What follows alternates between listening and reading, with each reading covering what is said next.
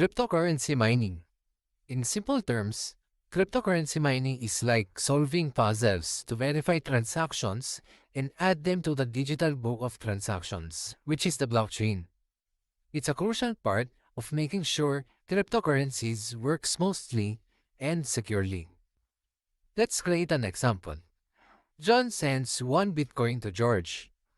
Before George received the 1 Bitcoin, the transaction is being processed by Bitcoin miners to verify the transaction. But there is a lot of Bitcoin miners around the world. Let's estimate it around tens of thousands of active miners.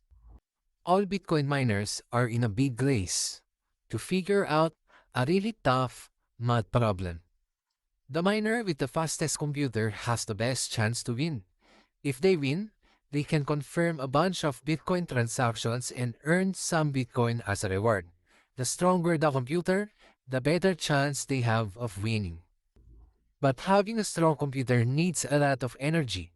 Compared to simple mining machines, the powerful ones use up a ton more energy. Thousands of times more.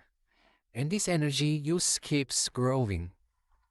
Because everyone wants to win, miners keep getting better computers that need even more energy.